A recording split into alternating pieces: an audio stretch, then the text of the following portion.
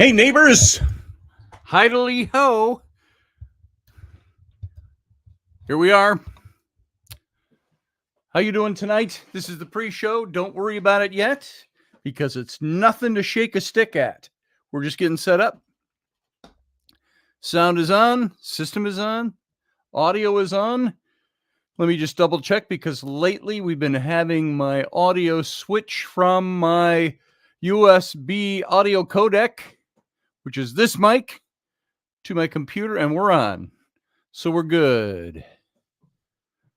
So the sound should be a lot better than the tinny sound you get from my computer.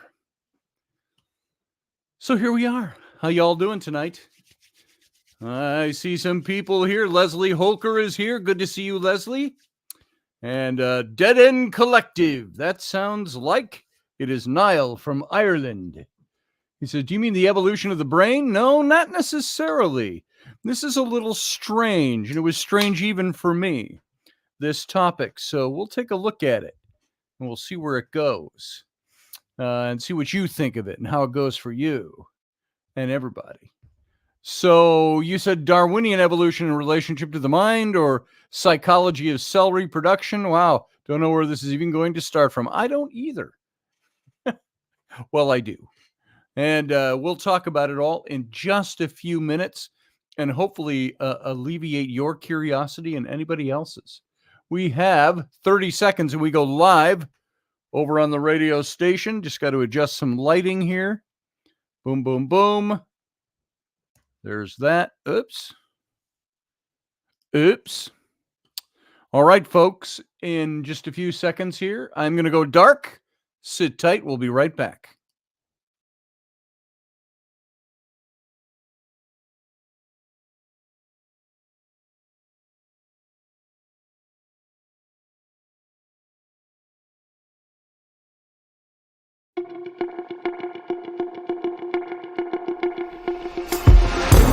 The Intrepid radio program with Scotty Roberts. Intelligent talk.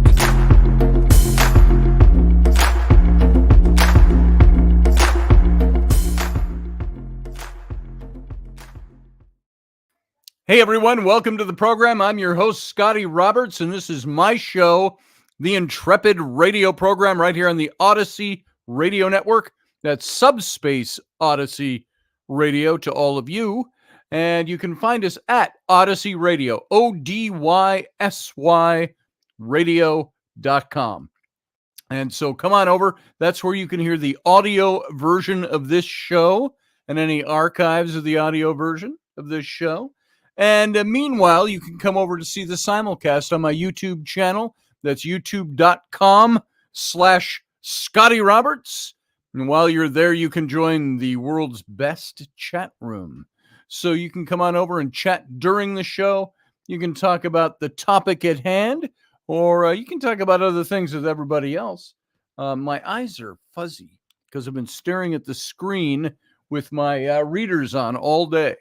So I'm going to have to put those on right now just to see what people are saying. Welcome to everybody who's here. And I saw a few of you. Randall, Dead End Collective. That's Niall over in Ireland. And we've got Leslie Holker. Steph Cuervo Queen is here. And Randall Flagg. And Sarah Youssef is here. And Michael is here, Viking Off-Roading. And a bunch more of you that are stacked up outside the chat room. So if you want to chat, come on in. You are welcome here. Professor Bauer is here. So that will that will make for an interesting after show. And we'll talk about some of these things. So evolution the jury has always been out for me on evolution. Not so much that I haven't seen enough facts and statistics. I was trying to say facts and statistics at both the same time. Not that haven't seen enough of those, or read the data, or studied it in school, or been to religious school where we poo-pooed the whole thing. And it was obviously something different. It was not evolution because God didn't create monkeys. It was what we were taught. And so I've always struggled back and forth with the evolutionary question. Not one to say there was no veracity there, but the struggle for me was that I saw the scientific veracity, understood it, accepted it, but didn't believe it. I saw it as something that was another belief system because it controverted or contradicted a belief system. I saw it as something that was establishing its own belief system. And I said, science is one of those things. It's a tricky thing, folks, because science does work. Yes, obviously, the scientific method works. However, science is sometimes built up of presuppositions. It's built up of things that we think look like one thing. And we try to find the answers. Like Richard Feynman always said. He says, I am a scientist, he says, and I like to search the universe to find answers or approximate answers to all the questions I have. And that's what we all do with science. We work very hard to find those approximate answers. And so science, I have found, in a general way of saying it, is something that I have seen to be something that when it sets itself up as the alternative to religious belief, which might be silliness, it might be mythological based, it might be emotionally and passion driven, and it might not be grounded in solid fact. When science comes and says, we've got the facts for you, and it contradicts that religion, even when they're being nice about it, what are they doing? They're telling you, they're basically setting themselves up as the surrogate for whatever religious belief you have. Unwittingly, perhaps, but that's what they are doing. And so I believe in testing the waters with everything, whether it be scientific information. And, you get in, I had my debates with a scientist, an evolutionary biologist. I've talked about him on this show before, 10 years ago or more. And I was at first a little nervous about going into debate with him because this is a guy that's a PhD. He's a college professor, a university professor, and of evolutionary biology. And yet, when I would hear him talk, I'd say, this is really still all based on what you think it is. It's presupposition. There are many things about evolution you cannot bring into the laboratory and throw them through a rigorous testing of the scientific method, which is hypothesis, bring it into the lab, test it, see if the hypothesis works, and test it over and over and over and over and over again until you have a solid answer. You still can't do that with what is still labeled today as the theory of evolution. All right? The theory of evolution. And when you have the evolutionary theory in place, it's something that has not been proven beyond a shadow of a doubt. It's like I wrote in my own book. I think it was the reptilian book in the introduction or the first chapter.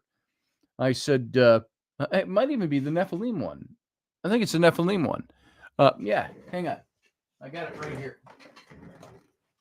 Let me pull this off of here. And we've got some of these available, by the way, if you want one. How's that for a slick segue into a book ad? This is my book that came out in 2012, still relevant today.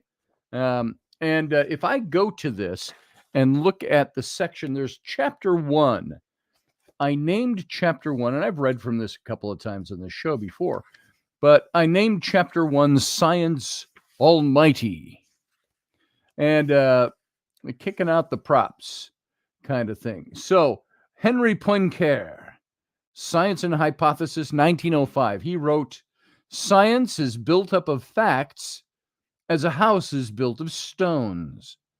But an accumulation of facts is no more a science than a heap of stones is a house. Now, we've come a long way in 120 years, haven't we, with evolution. There have been a lot of discoveries and a lot of things. And there's one I want to talk about because I want you to get involved in watching a show I'm going to recommend to you, which I mentioned but earlier last week. But we have all kinds of accumulated facts, but those accumulated facts don't necessarily add up to one of the, we always heard about it's become cliche, the missing link we've heard.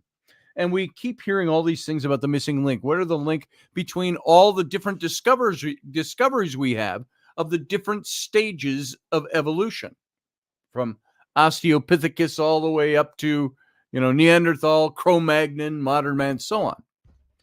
And I look at that and say, I used to ask the question, and it's not a driving question for me, but I used to ask the question, we've got all these different stages that we're finding, but we're actually not finding DNA connection or any connectivity between the two. Where are the those marginal was the word that came to head, not that, the transitional stages between all the different transitions? Did one day one wake up from Australopithecus and become Neanderthal or whatever was in between? Or was there a stage of development? Why don't we see anything on that? And as far as DNA goes, where they have found any intact DNA is the same DNA shared by 95% of life on this planet. So how do you know that DNA? Oh, thank you, Leslie. I told myself I was going to do that. Thank you in the chat room. Leslie said, hit your full screen. I said I was going to do that before Leslie caught it. Sorry. I've got the graphic up for the show with me and a little mini thumbnail version alongside it. There we go. How's that? That's a little better. And then we'll put in our marquee like that. How's that? And oh, by the way, since I'm now looking at myself on screen, take a look at this. There's my Trump shirt from Patriot Propaganda. Here we go. There it is. That's the Trump shirt that came out. The return. So that's Patriot Propaganda Apparel.com. It's a mouthful, but there it is. You can go get this shirt for yourself.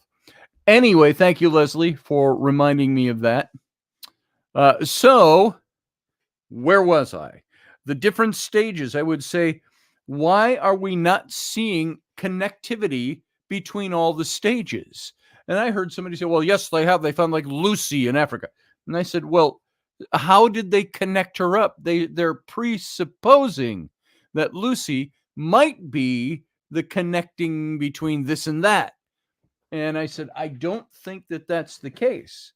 But that is my misgiving with evolution. However, having said all of that, I'm going to tell you I do have a belief that evolution exists. We see all kinds of evolution from in science.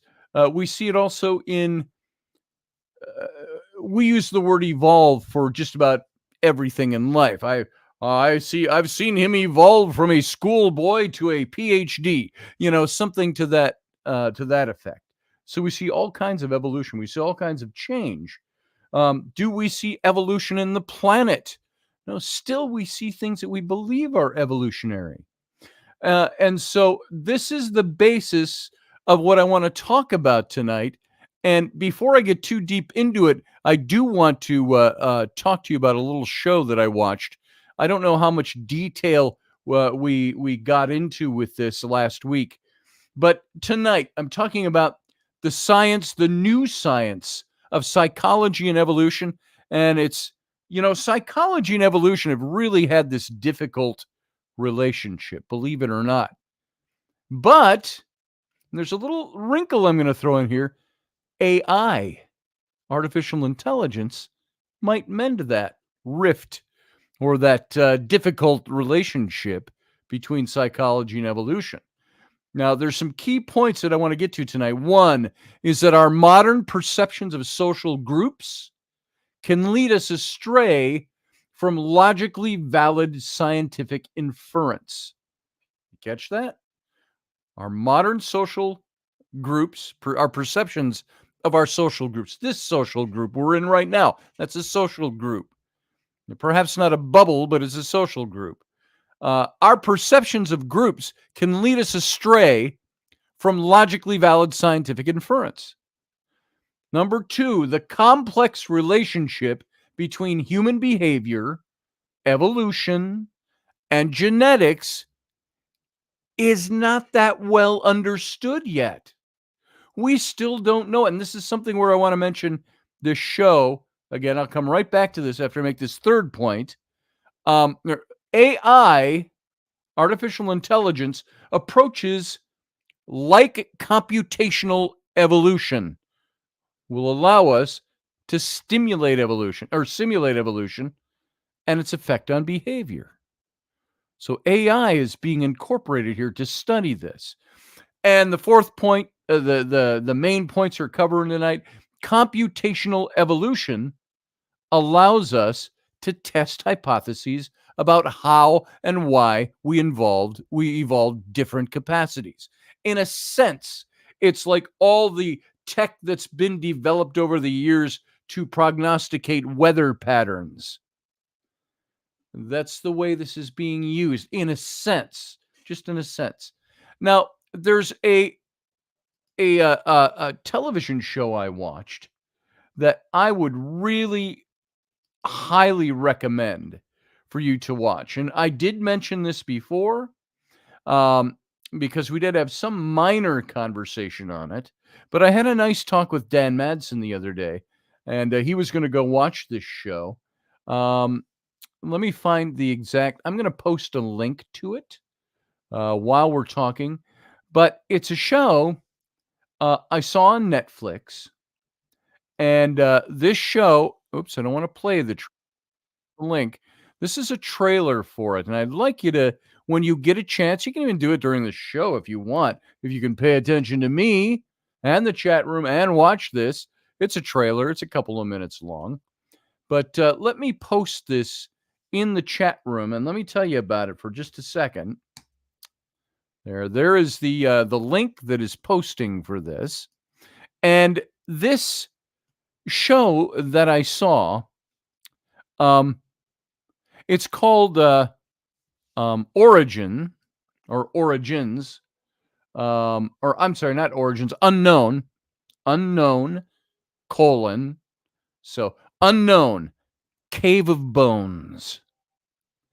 And this is really, I found it to be a really interesting, and if you go watch that trailer, you'll get an idea about it. But in South Africa's cradle of humankind, paleoanthropologist, ancient anthropologist, Lee Berger found the world's oldest graveyard. And it's not human. Okay? Catch that. It's not human. And what he means by not human, he doesn't mean it's extraterrestrial or anything like that. He means this was a graveyard that was created for the dead of a race that was not yet human, as we would classify human beings. And the way they could tell this was by the skeletal remains they found in this cave. And they weren't just scattered around. They were skeletal remains that they found in oval-shaped, hand-dug and tool-dug pits. Or pits, not pits, graves. Shallow, foot deep, something like that. And that these skeletons were placed in positions. And they date this cave back, get this, folks, and now this is all on this topic of deciphering what I'm talking about with evolution and psychology, because this is where they had to put a lot of psychology presupposition into their findings at this cave. These skeletons and these findings, they date back 450,000 years. So they're saying that 450,000 years ago, they weren't tall, Steph. I think they said they were upper 4 feet to smaller 5 foot, if I remember correctly. The skeletal structure of the skull and the cranium was a lot more primate than you might think. They were able to determine what the eyes would have been like, what the teeth would have been like, and they found teeth. The teeth were in great shape on a lot of these skeletons.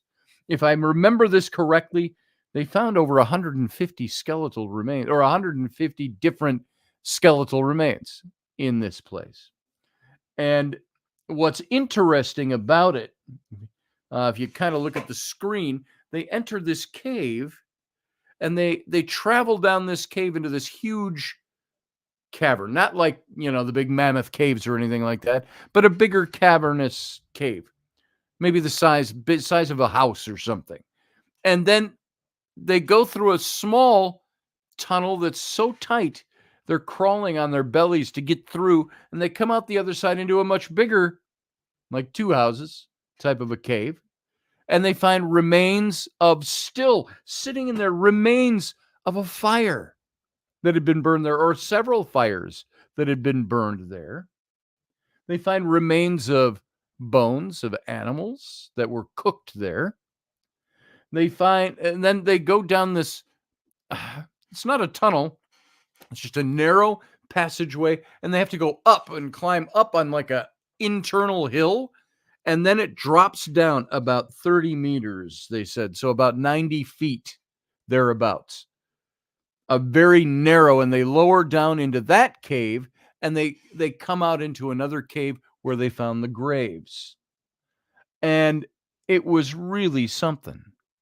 And they found they did some reconstruction, animated reconstruction of the bones that they were finding to show what these people would have looked like, what the gait would have been like when they walked. And they walked definitely straight, upright, erect, but they might have shuffled a little bit more. Their arms were just a little longer, the fingers just a little longer, the facial structure just a little more primate. It was almost that in-between thing. But what fascinated them all, and if you watch this show, you're going to pick this up, the passion of these people as they went, the archaeologists and the paleo anthropologists, they went in there and they found a grave made by people that shouldn't have existed, according to what we know. First discovery of this. And on the walls, they found cave art, not painting like we normally would see, but scratching on the walls. And the scratching was in hatch marks. And they compared it to like Neanderthal had similar kinds of scratch marks, the evolution of writing on the walls. And they said, what was the story they were telling here?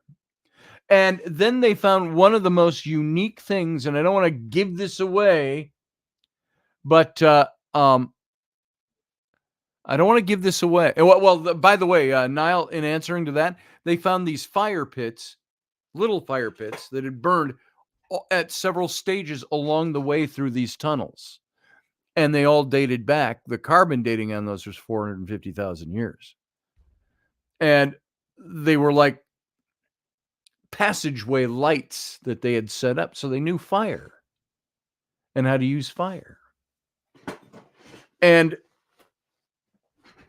what was interesting, they did this animation, and the animation was, Niall, I think you would enjoy the animation because you're an artist, and everybody would enjoy it, but it was choppy is not the right word. It wasn't animated like Disney. It wasn't animated stupidly like a graphic.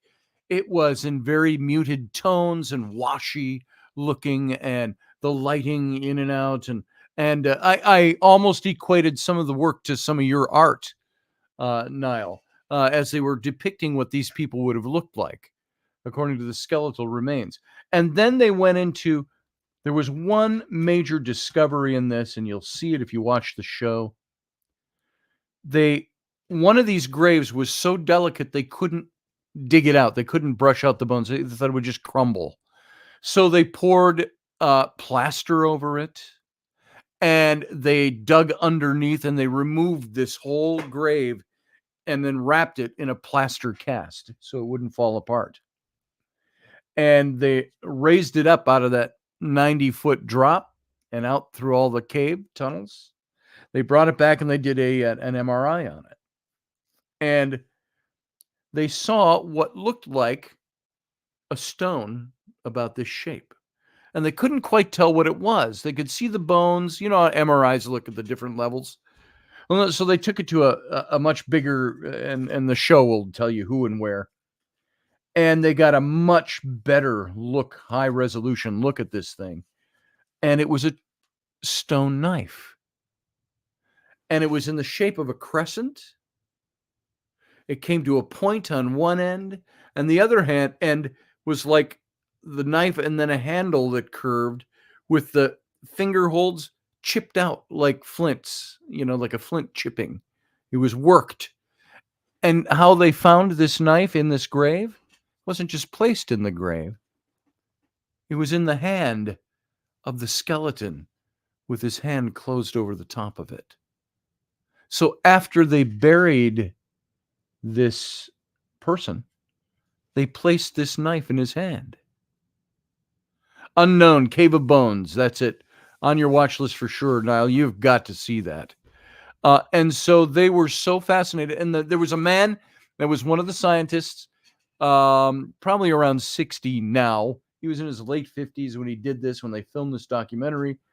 And he said, I didn't think I would ever get to go down and see this cave. He says, it's just, I admit I'm just not going to see it. He says, I'm not in good shape and I'm older. My body doesn't work quite the way it used to. And 6 years had passed from the time they found it until they filmed this documentary. And he said, I've been working at it and I got in shape and I'm going down into that cave.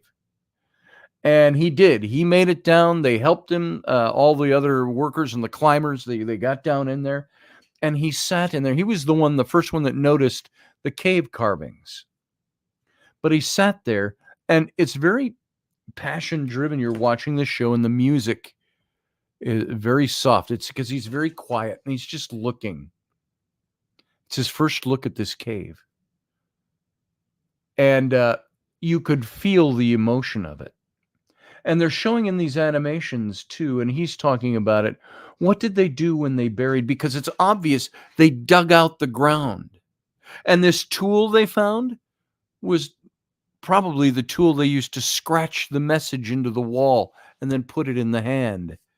And he says, and then when they buried him back up, what did they do? He said, was there a ritual of some kind? He said, are we seeing with these tombs, these graves, the beginnings of religious ritual? And they're asking these questions because they don't know. All they know is this breaks everything they thought they knew about early man. What are they saying? Modern man emerged something like 200,000 years ago. This is twice as long ago. And they were saying outright, they said, but these are not human beings. But they have so many traits that are human being-like. And then they find that they're doing cave art. They're doing ritual by burying their dead, by placing tools in the hands. What kind of, they said, we don't know what kind of language they had. How did they communicate? Did they sing? Did they have ritual and all of this? So this is very, very interesting documentary. And again, that link, I posted it earlier. I'll do it one more time for anybody who doesn't want to have to scroll back for it. Go look at that. Origins. I'm sorry. I keep saying Origins. It's not Origins. Unknown. Cave of Bones. And I found this, and I talked to my daughters, watched this, my older daughters. And she said she got the same feel I did. It's you come out of that almost emotional and passionate. And these guys that were doing the research, this was emotional for them on a psychological level. Because to them, they were seeing something that's never been seen before. And it's helping them try to piece this all together. And so when we are involved in a religion or have religion that drives our belief system of how the world was created and people were created and so on, we have a very set I used to say the world is very small. And I don't mean that in a negative way. In religious circles, your world becomes small. And then it's like we talked about it on the Star Trek show on Monday. Um, there was one episode in the old series, The World is Hollow, for I have touched the sky, is the title of the show, one of the episodes. And I think a lot of this is when you're raised with such a small understanding or a tight knit understanding. Hey, this is all God. God did this. God formed us out of the dust of the ground. He formed Adam and Eve, and that was the beginnings and of the human race. Yet, when you start going into science and you're saying, how can they find things that controvert what I believe in my religion? That was the question I would ask. So this is the questions we have to ask. You watch the show, you're going to come out with a feeling of, I just saw something extraordinary, and the emotions of it. And when they do the animation parts to recreate the things that they're presupposing, or that they're what's the word I'm looking for? That they don't have facts on it. They're supposing that this might be one way to understand what was being done. What they do have are the facts. The graves are there. They were buried in a ritual-like fashion. It's 450,000 years old. The skeletons they're finding are of people that are not human yet, but walking erect, upright.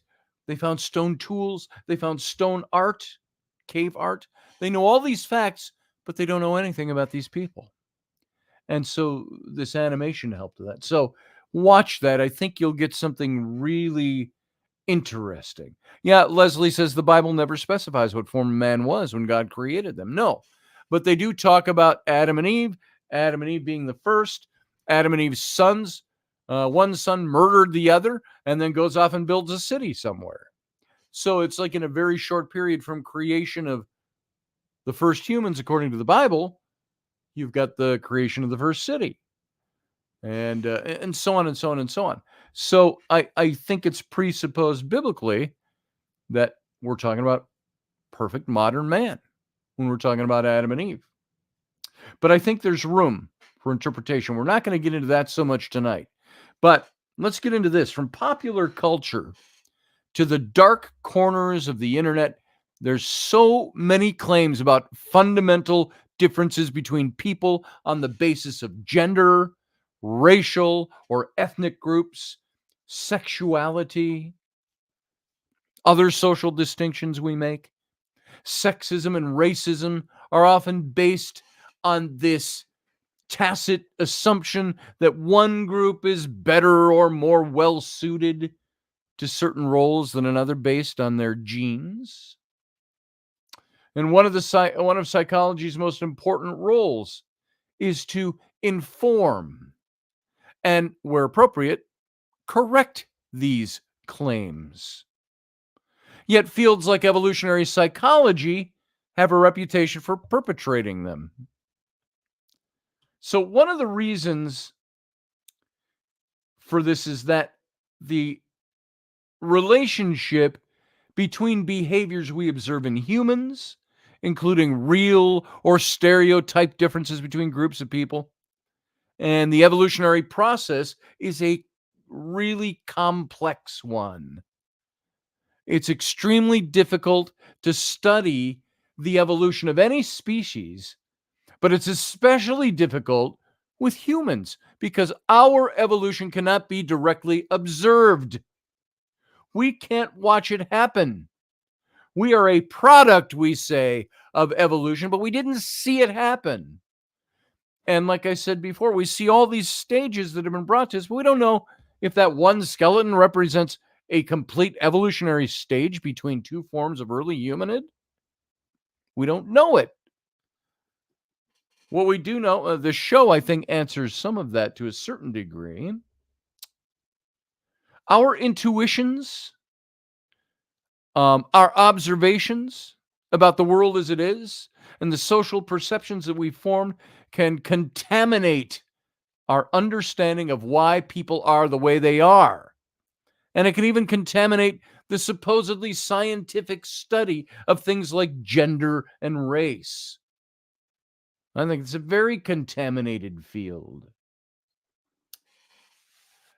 So, a key point to remember when delving into any study of genes is that evolution does not have intents or destinations.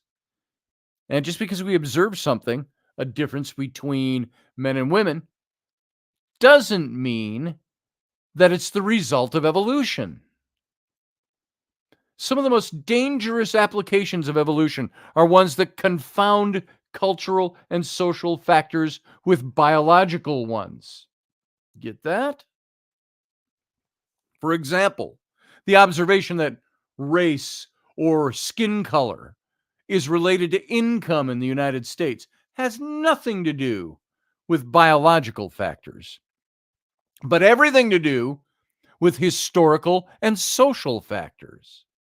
Likewise, the division of labor between women and men inside the home and outside the home can almost entirely be explained by cultural factors, not scientific evolutionary factors. Sarah says over in the chat room, scientific study requires an independent observer, which is difficult in the case of humanity. Ain't that the truth? Ain't that the truth? So the study of selection, inheritance, and variation in real organisms is messy at the best of times and typically involves extremely simple model organisms whose capacities are quite different from those of humans. So as a result, much of evolutionary psychology has worked backward.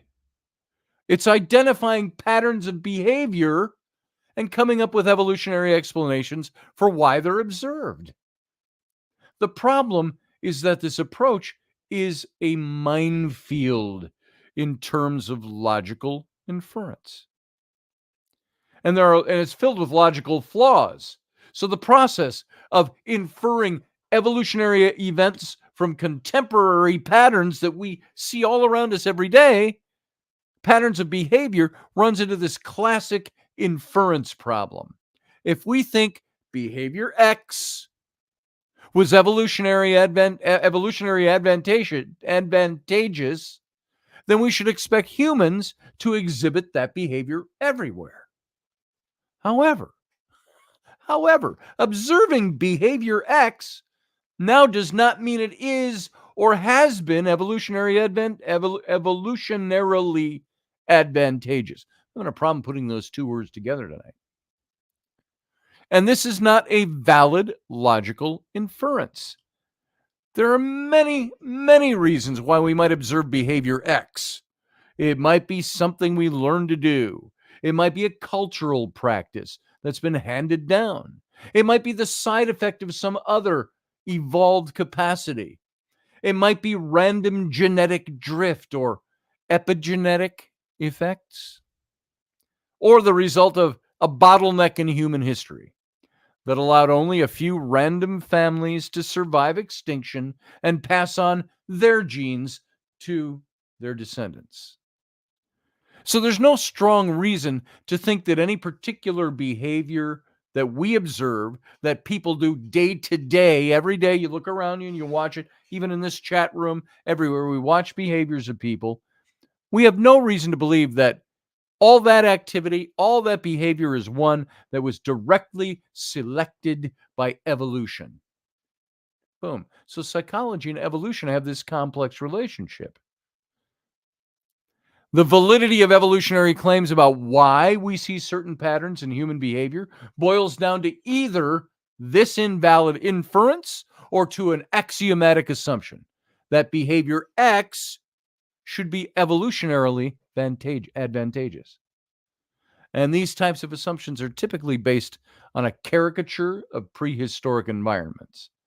For example, people often make claims based on the assumption that work was divided by gender, such that Men were the hunters, men hunt animals, and women gatherers. Women get the berries, men get the meat.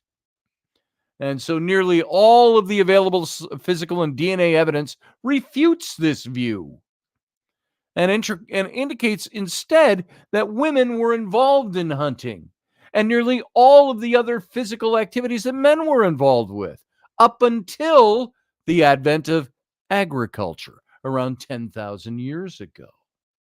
That's when it changed. So, if our typical approaches to understanding the human mind as a product of evolution have led us so far astray, how can we fix that? Is there a solution to that? Understanding evolution is critical to understanding ourselves. After all, nearly all the capacities that make us human are somehow influenced by evolution. I would say that this little show I just told you about that you need to go watch, that had an influence on me. I learned something about evolution, and it made it a little stronger case for me. You know what we had in the church? We would have people in the church that would say, "That's a lie of Satan. That's something that Satan created in that cave to deceive man from putting his faith in God." And I listened to that, and that's a viable argument within a religious framework, but I think it doesn't work at all. I think that's a ridiculous argument once you step outside a religious box. The lie of Satan created to distract people from believing. Professor Bauer says evolutionary psychology discovered Darwinism in the 90s with the enthusiasm of bright-eyed converts leading to the convoluted perspective today. Exactly. So, and it's all convoluted today. One approach that's emerged in recent years is that computational evolution, that's stimulating artificial organisms and examining how they change from generation to generation under selection pressures, that this approach allows us to answer questions like, why might behavior X have ever evolved? Or what decision strategies would evolve in environment Y? An experiment has complete control over the evolutionary environment and selection pressure, and the agents and how they produce, and the conditions the agents encounter during their lives. It's about as close as we can get to lab-controlled evolution, which is impossible. But you can do it with AI. This is where AI comes in. It works pretty well, even for agents with complex 4-base pair genomes. And by the way, this is where AI works. It's just computing, folks. It's all it is. So with some simple tools and activities, you can even watch evolution play out in real time right before your eyes. So naturally, computational evolution uses relatively simple organisms, and yet we're not talking real organisms. We're talking it's made in AI. Relatively simple organisms, and it yields artificial intelligence that falls well short of humans. However, as a tool for studying concepts of evolution and questions about how certain behaviors and capacities evolved, it's really hard to match. So with enough development, it might just add and be the breakthrough that allows us to link evolution and psychology. Until then, take most evolutionary claims about human behavior with a grain of salt. So evolution does not necessarily lead us to conclusions about how our psychological natures, abilities developed. Niall says, I think a crude example of the domesticity of cattle is the domesticity of cattle. There was a time when cattle were extremely large and dangerous animals. What were they in the British Isles, Niall? There was it's a word like ox. There was a big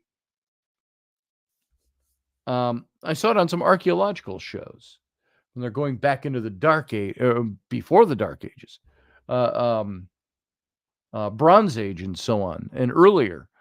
These things that were like big cow ox bulls, and they stood like 6-7 feet at the shoulder. Huge animals. Can't remember what they're called. So you got to take it all with a grain of salt, the way evolutionary claims about human psychology have developed.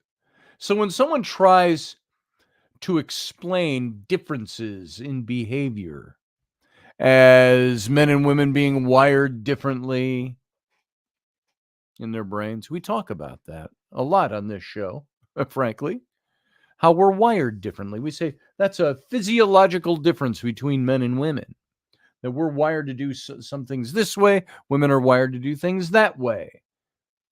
So if we're wired differently in our brains, or we can, let me start that sentence over, because I've kind of lost the track of what I was trying to say with it. When someone tries to explain differences in behavior, such as the differences between men and women, they're being wired differently in their brains, or they try to convince you that one race or one group is genetically superior to another, it's almost never a scientifically valid claim, or it's based on bunk science.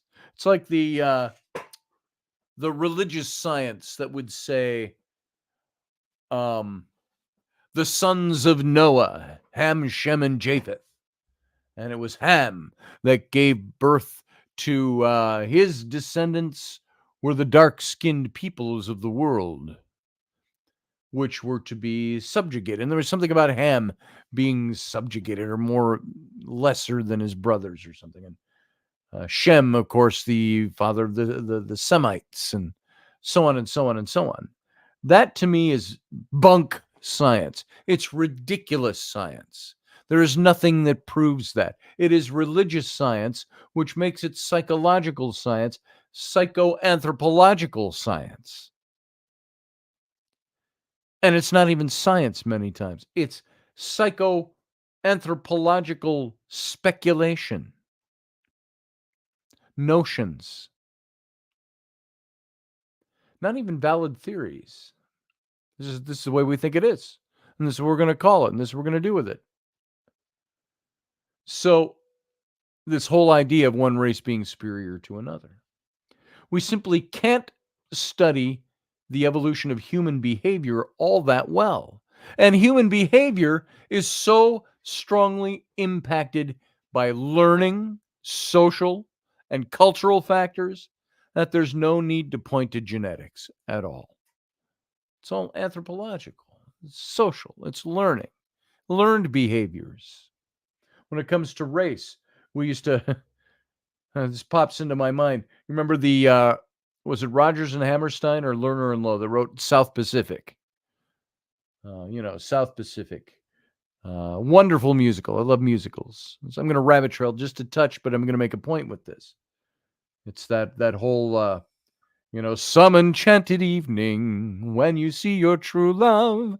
That's a song in there. And there's nothing like a dame, nothing in the world, with a sweet and gentle frame that is anything like a dame. They got songs like that. But then there's the one between the lieutenant and the young woman, and they're talking about racism without it being called that in this old stage musical made into a movie. And they're talking about you have to be carefully taught. And this is what I think about all of these points of racism, the differences we have with somebody based on social and cultural factors.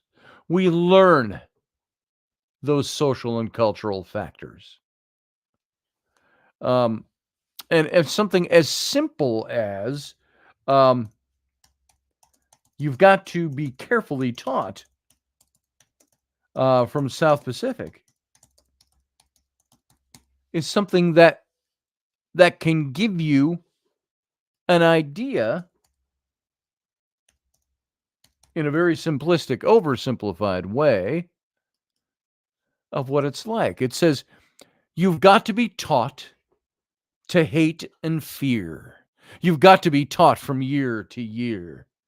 It's got to be drummed in your dear little ear. You've got to be carefully taught.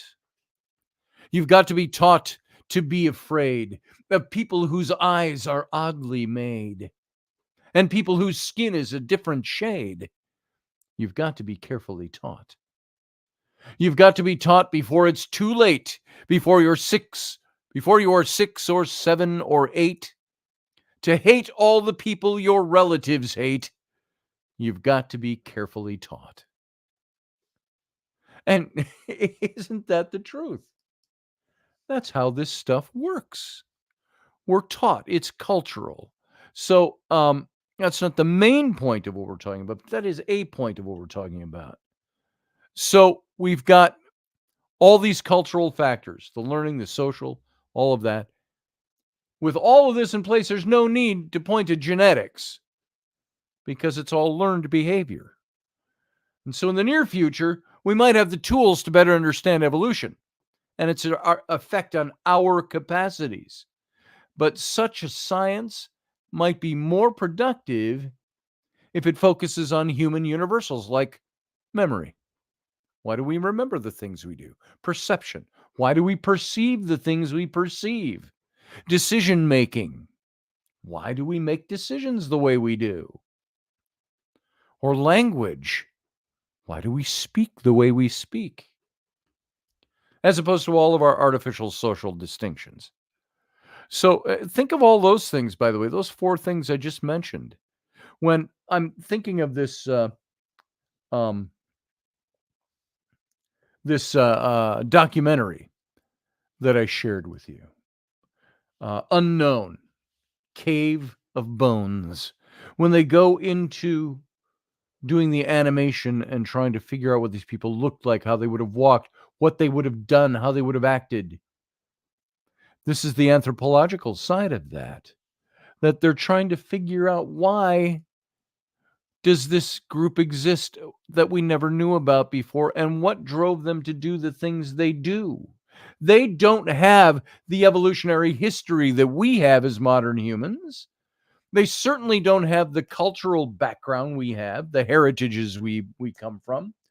Everybody listening to the show today is obviously, well, we think they are, from somewhere on this planet, that hail from some heritage somewhere on this planet, that hail from some culture, and they brought all those, even if it's not just the last generation, like mine, 9 generations ago, they brought European cultural habits with them to the Americas. And how much of that is retained in me, not genetically, but behaviorally? How much of that is, Niall and I had a conversation a long time back about why do Americans mimic other cultures so much? And I don't think we mimic, and this is a point I'm making here that Niall and I were talking about, is that we don't mimic, we are a product. America's a melting pot. We don't have a culture of our own. Our culture now is it's a culture that's melded out of a stew, a mixed bag of cultures that we've brought with us and that have evolved, that lighter use of the word, over the centuries that this country's existed. Niall says, can I introduce a paradox? It is AI which may lead us to an understanding of mind, which we have no clue what it consists of, and may lead us to logically to a mathematical solution to what mind may be. I think you're absolutely right, Niall. That's a good paradox. That might be something that leads us to that. Now, on the other hand, we have the whole issue of consciousness, the whole intuition, psychic behavior, or what's another word for that? I'm sure Professor Bauer can bring some of that up in the after show. But we've got all those factors, but then we've got a scientific factor that's got to adhere to the rigid dictates of science, and as much as we can get to a scientific methodology. I used to say, when I was talking about the Nephilim, I said, I can't prove it. I said, but there's a bit of an ad hoc, if you will, for lack of a better way to put it, scientific methodology in the Nephilim, I said. Because while you can't bring an extra celestial being into the laboratory to mate with human women, you've got every culture that talks about it. Almost every culture out there, which lends a bit of a weird, kind of sideways approach for scientific methodology. While you can't prove it in a lab, you can say it's been replicated over and over and over and over and over again in 600 plus different cultures throughout history. AI is just another tool created to manipulate and destroy mankind. Maybe, Leslie.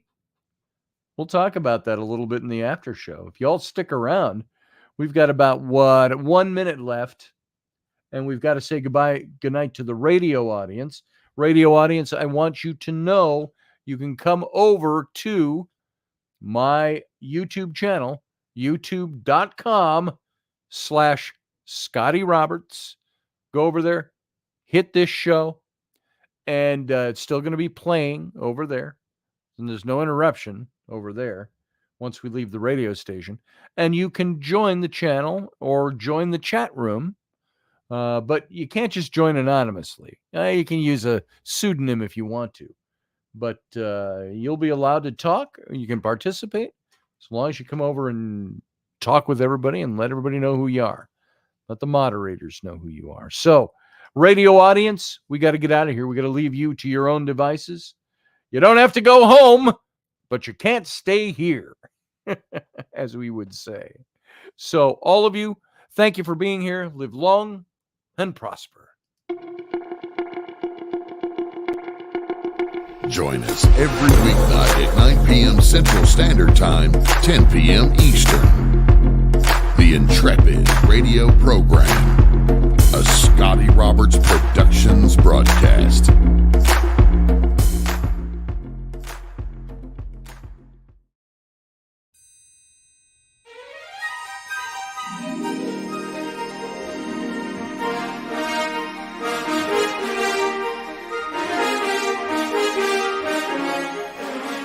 Hey folks, this is Scotty Roberts, and this is the Intrepid radio broadcast. I've been broadcasting for about 20 years now, covering such topics as science, politics, the paranormal, weird science, weird world history, archaeology, and the paranormal. Everything from ghosts to cryptids to creepy things that go bump in the night. So every week I bring you 3 new episodes. Come and join my channel and also be a patron to this site. So see the details below, and we'll see you here.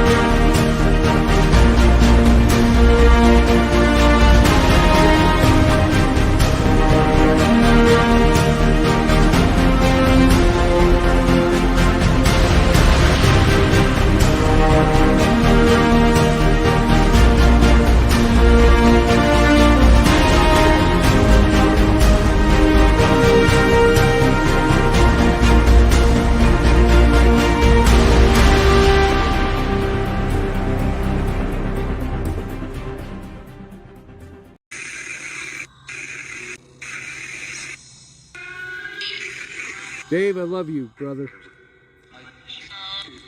I miss you too. I miss you too, I heard. Yep. Did you guys hear that? I heard that. I miss you, Dave.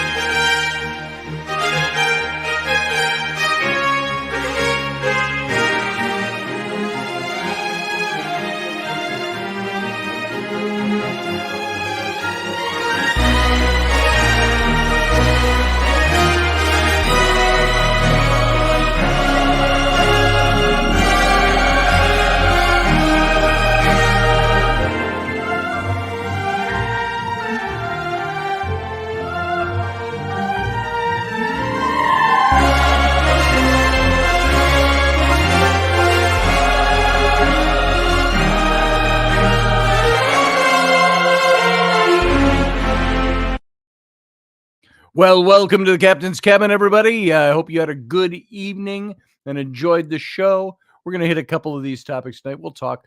Anybody who wants to call in can call in and join the show. Add your 2 cents worth. And do you realize it's 11 days till Christmas? And it's about, 20 or 19 days until 2024? Has this year breezed by or what? So we are now going to be enjoying the holidays and the end of our year and the beginning of a new one. So not that the number means anything, but we're switching into something new. We're moving on. We're evolving on. Time is bringing us forward. So I hope you have some good stuff going on for you for the holidays. And I know we're working on it over here. We got the kids are at Disney World right now. All my kids except for Sam. Sam could not go and working and all that kind of stuff. He couldn't take a week off. I think that's the reason he's not there. And so it would have been fun for all those kids to get together. I think next time we go, I want to make sure we're all there. My son is there and everything. So Rainey, me, my son, my kids, everybody. So right now, they're having a great time. They're on Wednesday night has come to an end for them over there and at Disney World. And they've got tomorrow is their last full day. And then Friday, they come back home on Friday. I thought it was going to be over the weekend. But the girls immediately are home and they have cheer competition on Saturday. Another one of those. It's the last one of the year, though. So that's one of those things where if you're a parent and you've got kids in school, you want to go see your kid do their thing, you know? I'm talking grade school and middle school and all that. And high school, it doesn't happen quite as much, but you want to go see them do their thing, but then you got to sit through watching everybody else do their thing. You go to these cheer competitions, you got to go and watch every other school in the region and their cheer competition. And, you know, we luck out sometimes. Last time we went, it was 10:45 in the morning is when Ellery did her thing with her cheer group in our school. And 10 minutes later, they were done. Done in 10 minutes.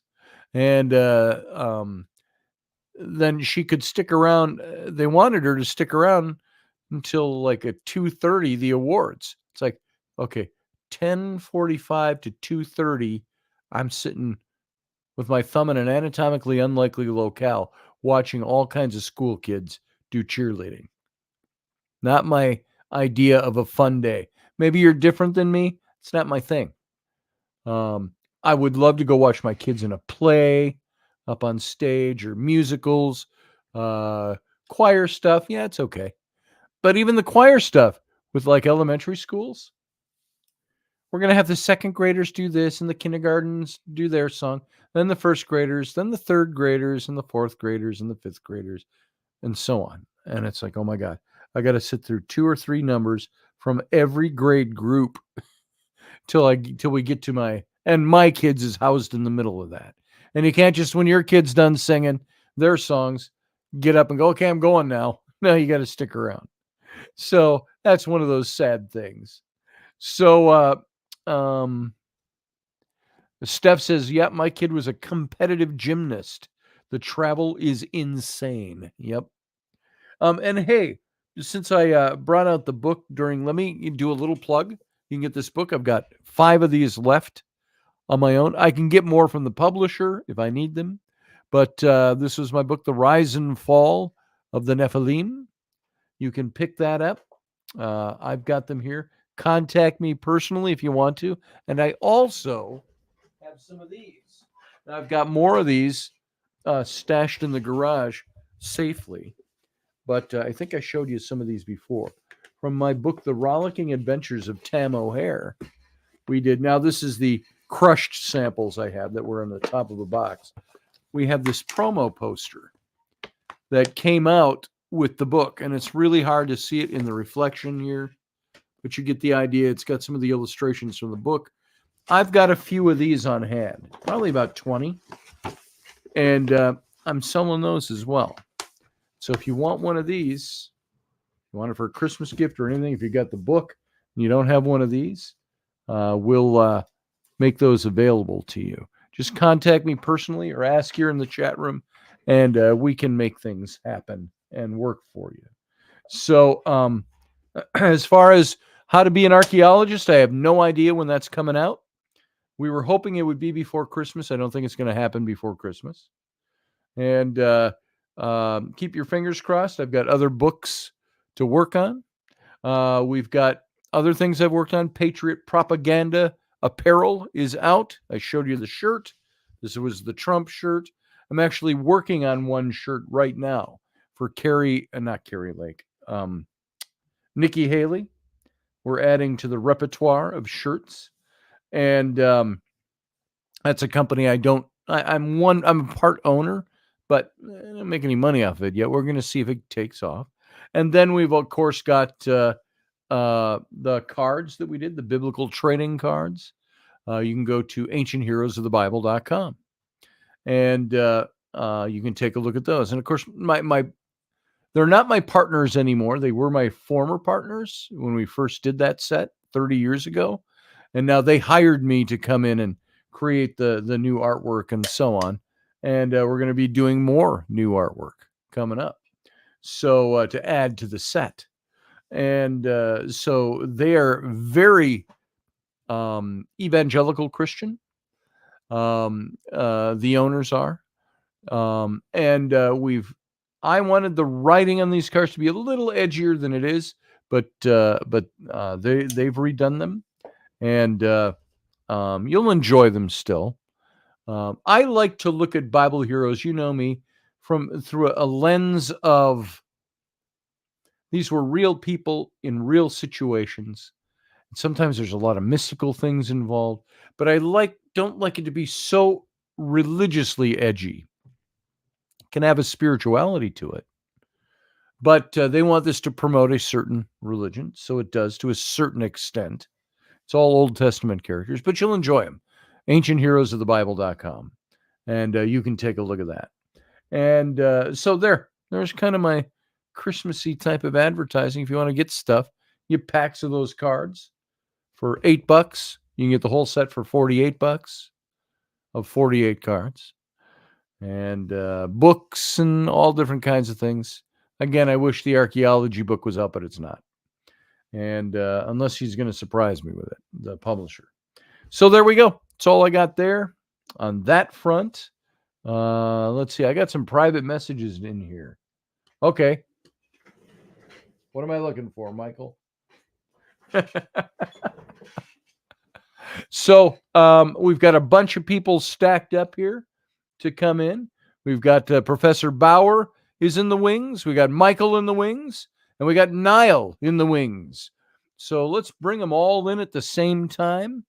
And let's get this ball rolling. So here we go. Professor, Niall, Michael. Good to see y'all. Oh, look. Michael said he's happy. That's what I was going to say. I was talking to Jason on the phone about the smoke pit. And I told him, I said, I don't know what Scotty's doing, but I see the Nephilim here. I said, we need to go on and That doesn't mean I have to go and search for my copy now as well, because it's hidden underneath the Yes, about all of you, you're 500 only allowed to books over talk there. if you bring up your copy of the That's book.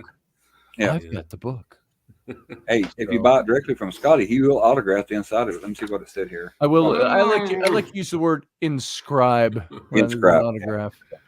I'll inscribe it for you. So yeah, you can see there's 5 of them up there, right there. So Hey, that's all I got that's left 5 potential on customers. hand. 5 potential customers. And I've actually got. I thought I had the Exodus Reality book, but I need that I'm one. not seeing it anywhere. It's around here somewhere, I think. Hey, all this free advertisement I put out, everything. Christmas coming up. If you get that in the mail, I could probably be reading it by New Year's. All right, I got to see if I can find you one. I don't know if I have any here. I don't even know if I have my own copy of that anywhere. Hey, if you buy enough, hey, he only needs 3 sets, right? The 3 here, no, Professor. Would you be would you be adverse to getting the? Here, I've got Camo hair works. There's not many things I'm adverse to. I've got No. I've got the Exodus Reality. I did not design this cover; it was redesigned. I've got the Exodus Reality in Mandarin. Chinese company bought the publishing rights. Just what I've been looking. Wow, that's incredible. Yeah. So what's on the cover there? There's quite a glare, but it looks like an interesting cover. Yeah, it's got it's not the cover that I designed, but it's got. Oh, okay, yeah. Oh, I see. There's a profile. Rock art, kind of a pictograph. And then I also did not design this cover, but this is the first one I had that was done in another language. The Rise and Fall of the Nephilim in Spanish. Oh, Espanol. So there it is. Wow. It's in Spanish. And congratulations. So that's a great achievement. Oh, why, thank you. Yeah. And it's also available. They're all available on audio. Well, no, only one available on audio is Nephilim. So sad to say. I was going to say, don't mind me. I got to charge my mouse. I think my publisher's given up on me. I'm supposed to do a second edition of Nephilim, and he's only been asking me for 5 years, and I haven't gotten to it yet. So we need to get together and go check out the ones in what is that, Machu Picchu or whatever, up there, the other pyramids in South America. You're talking about. Can I just ask? Are you guys all frozen at the moment, or is it just me? Or I'm not. Nobody's frozen on my end. I don't see any freezing either. Can you hear us? Okay, Niall. Oh, okay. It must. Yeah. Can you see me? Okay. Yeah. You guys are your camera's good. I can still hear you. Oh, I thought he was talking about the weather. He's talking about the camera. I can still hear you. Oh, I think it's clearing up now. You just all froze for a couple of seconds. JP is frozen. Jason is over in the chat room and said he's frozen. Yeah. Let me get you a link, JP. He's going to come in too. How about that? Yeah. We're going to have a party tonight. I was going to say, what's the inscription on your beanie up there? What you got up there? No, what you got on my beanie? No, his beanie on Niall. On Niall. Yeah, he's wondering what it's a spider. It's kind of like a spider. Cool. It's kind of like a white spitter. Spider. It's a spitter. Yeah. Oh yeah. A spitter. Yeah, it's a spitter. Yeah. Yeah. There we go. There's Jason. There, JP. Gang's all here. Where's Sarah? Yeah. The usual suspects. +1. Yes. Now, we lost a lot of listeners in between shows tonight. We usually aren't down this low because I have a gauge. If my listener in the chat room, if the chat room numbers go down to below 10, I usually start rapping. We're at 8 already. Come on, guys. Now, get that's into the chat room. There's still people out there listening. So, hey, but if you're out there and you wanna keep going, everybody come on into the chat room. And so, Scotty, you've inspired me with your political T-shirts. We should do a whole fake presidential campaign for me as president. I like it. And then see how far it goes, just to see like how gullible people are. That would be interesting. Jason Patrick's thrown his hat into the ring. It'd be a beautiful experiment. Hey, Steph is singing to you, Jason. Do you want to build a snowman? No. You're outside. No, we don't even want there to be snow and ice. But what is the late? I thought you had to be like 42 or something by like certain laws to run for president of the United States. No, you got to be 36. I think isn't it? I thought it was 45, but no, it's 35. 35. And you have to be you don't have to be a natural American citizen, but you do have to be a citizen. Yeah, you've got to. Well, yeah, no, you have to be a. You have to be natural born, right? Because like Schwarzenegger, there was all that controversy with him several years ago because you can't be he's a not naturalized born citizen, but he's a citizen. But he couldn't run because he wasn't born here. Yeah, he was a naturalized citizen. Not so. You have it's San. Oh, geez, oh Mary. Now I started saying I can't remember the rest of it. San Solis and San Sanguinis, either blood or soil, basically. Oh, okay. So people born on a military installation in another country. Hey, Daisy McHenry. Yeah, you could do that because you were born to American parents on an American installation. Yeah. Daisy McHenry is here just listening. Well, that's how McCain got in, right? Yeah. McCain was able to run because of that same circumstance. Native born in 45, said Sarah. Yeah. I think Sloppy Toe, no, I'm sorry. Jesus Christ. What's her name? Sloppy Toe? Kamala, no. Kamala Harris. Harris, our vice president. Isn't it Kamala? She's got a whole issue. You know, she was not born. She was born in Canada, I believe, or at least was raised in Canada. And you're qualified. Step right up. Yeah. There's a whole bunch of crazy shit about that. But before people put too many turds on the table, start tossing around, I would like to get back to your show topic on psychology and the evolutionary aspect, because I do have. We lost Niall. These are not turds, Professor. These are finely polished topics. Yes. Okay, that are crucially important. I can't even say it with a straight face. I do enjoy everybody trying to find the clean end to pick them up with. Now, let me be real clear about something here. This is my fucking show. If you want to talk, you go. Do I have permission to go outside the turd bombs being dropped on the table? Ask my permission, and I may be benevolent and magnanimous and grant you permission to go ahead. Okay, there you go. So what do you got to say, Doc? So here's one of the aspects that I think is missing, and this is a part of the misinformation, the occluded, suppressed, and mangled and just manipulated nonsense of the history that we have. If you just take the academic, official, orthodox timeline, there's some very interesting aspects just in that are timeline of what? Of humanity, of the evolution of man, right? All right. Which we had to do that in order to get psychology, right? So one of the way that they peg it right now is that about 100,000 years ago, the current form and the current brain size of our human experience was fully developed. So there was 100,000 years where there was basically, we don't have any history really past 10,000 years ago at best, because they say all the development of agriculture and being husbandry and all this stuff happened around 10,000 years ago. And from that, then there was these civilizations that kind of developed past that, sprung up out of nowhere, knowing all kinds of things like math and geometry and all this stuff, and built these incredible structures that we can't build today. Wait, so that in and of itself is this before or after the crew of the Battlestar Galactica landed on Earth? Oh, that's several generations back. Yes. That's back in the Star Wars timeline. Adam. That's Marion. So that's what we're talking before. So you have two things. You've got the evolutionary component, and then you have this psychology thing, which is a relatively new area of study that's been concocted and crafted over the last century. Freud, Jung, all these guys, started coming up with this idea called psychology, and it's basically the study of Adler. Yeah, and it's basically the study of behavior. Kant. What's our behavior like? Well, when you look back over that 100,000 year period, there's if there was any kind of language, it didn't survive.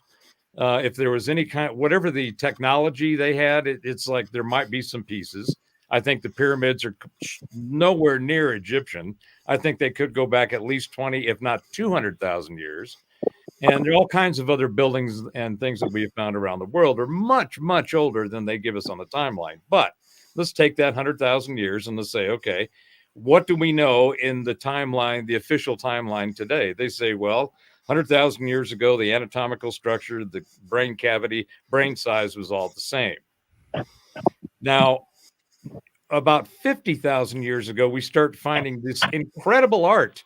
And these in the caves in France, the caves down in Indonesia and Java, the artwork is spectacular. It's like what they had perspective. They had all these different things that we didn't really develop until the Middle Ages in the current era. And they start finding, different bones and artifacts and jewelry and symbology and things that kind of look like languages. But it appears that around 50,000 years ago, there was a convergence of different types of intelligences. There was social intelligence, how people mingled and got around in the herd that they inhabited. There was a technical intelligence, building tools and the huts and being able to prepare food and all of that. There was historical intelligence, knowing what to hunt, when to hunt it, what was good to eat, what was not good to eat. Steak good. Oh, steak, very good. Mm-hmm. So my point is this. Not well done. Oh, no, I got to have moo in my meat. Yeah. Let me carve off what I want and ride the rest home. That's it. So my point is this, is that in this timeline, there's about 100,000 years of human development. There's at somewhere around 50,000 years ago, we start getting these inklings of the capabilities of our evolution, these intelligences I just mentioned. And all of a sudden they kind of merged. And that's where supposedly the idea of tribes and cultures and then eventually civilizations arose from that. But it took tens of thousands of years. That 100,000 year period, nobody was doing anything like writing computer code on computers and, doing Einstein's equation, none of that. Well, right. They were doing it all on punch cards. You remember that, right? Yes, right. I do. I worked on machines. My grandfather, when I was in high school in the 70s, sold computers. He worked for a company called Hallock Company, and they sold computers, punch cards, and computers were the size of a house. Yeah, it'd take your whole house to set one up. Going back to what he was saying is, you have what was the one place they just found that Graham Hancock is screaming about now, the one that they said they intentionally buried. You had the Sumerians, Tepe and Karen Tepe. Yeah, I can't say them, so I'm glad that y'all can pronounce them. I've been in the head too many times. But and you have talk about those here. But you also have the walls, and they look like old buildings that's put together. Then they look like other people has built rubble stacks over top of them. The pre-existing foundations, you can't put a razor blade or a playing card through. Mm-hmm. Right. And they got them in Egypt, and you also have them in South America, and they're all the same types of pyramids. And I told somebody one time, I said it goes back to Throth the Atlantean. I said, if you've ever read the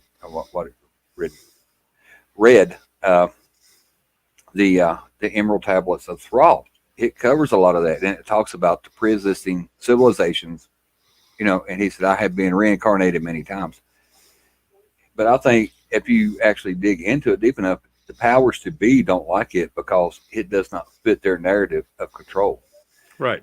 Because if there was something that happened here a long, long time ago, it does not fit their narrative to keep you under. I think this is what you see is the evolution of governance, of society, of control one group over another. I think that there are certainly groups out there that would like to control what we have come in the last few years to call the narrative. It wasn't always called the narrative. It was just the way things were done. Well, it's now the narrative. The narrative, yeah. Because they've taken the paradigm of linguistics and control and chaos and confusion, and they've merged them all into this single paradigm of a cacophony of It's crap. an interesting thing you were talking about, Professor, there a couple of minutes ago. I mean, there was a long period of our history where, you know, it's a bit like walking into a really boring party, you know, and for 2 hours everyone's standing around looking at each other and just, I think we'll go. I don't know, what are we supposed to be doing? I don't know. Then all of a sudden, somebody suggests taking out a bottle of Jameson whiskey, and then the dancers come out. Yeah, and half an hour later, everyone's like, "Whoa, you know, having a great conversation." And it was a bit like that, you know, for a huge period of time. We were just like stumbling and shambling around. Now, was that everybody stumbling and shambling around, or was that just the people who did the Irish exit from the party? Yeah, well, who knows? But something happened. Something remarkable happened. I mean, you said 50,000 years, but you know, anywhere between 30,000 and 50,000. You know, there's all sorts of arguments about that. It's all speculation. And some kind of awareness, self-awareness, awareness of other objects and other groups, and mostly to do with what they were hunting, but there was also like familial groups. There was like this awareness that came to be, and that's what they were kind of drawing. But there was also evidence of maybe generational kind of a familial kind of artwork that kind of went up the walls and in the ones in France, they go all over the ceiling, you know, and it's incredible. You know, what jump started that? And there's no doubt that something did.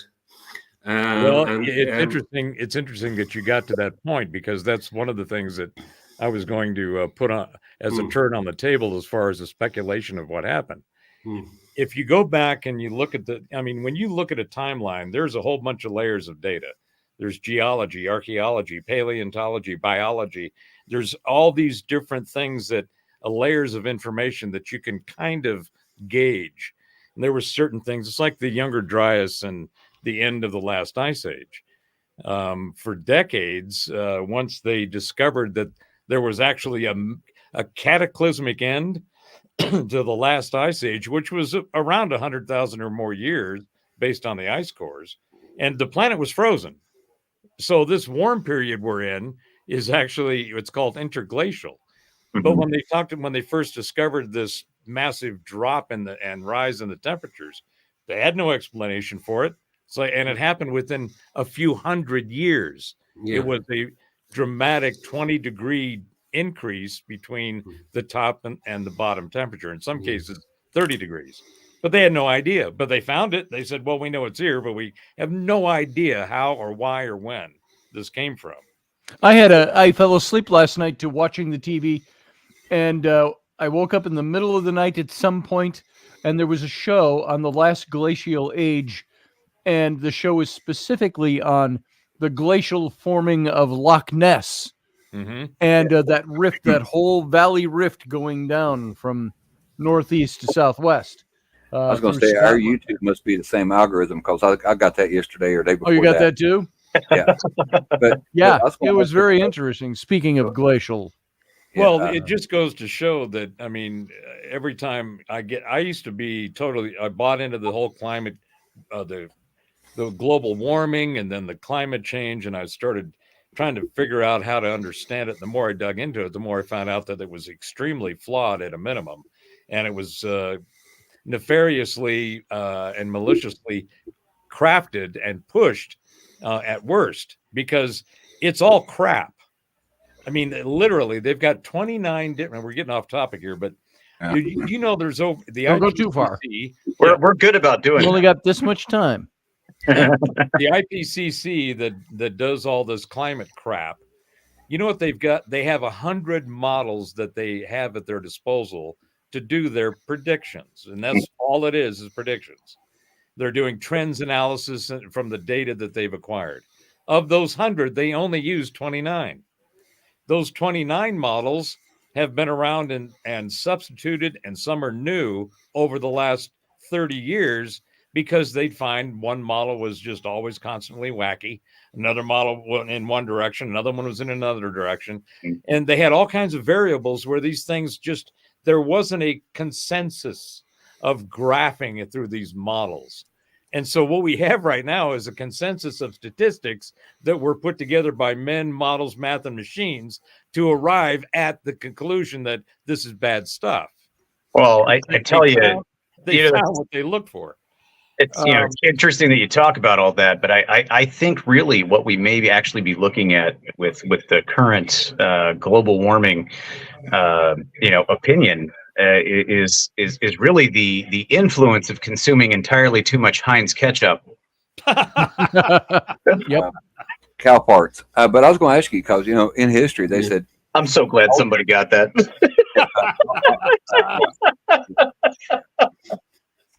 But there is flood stories that go all over different regions of the earth and stuff like that. Each one of them have a different flood story. And you also they talk about he's talking about the book The Nephilim, and they said maybe this is what happened to. They always say pre-flood or post-flood in these giants.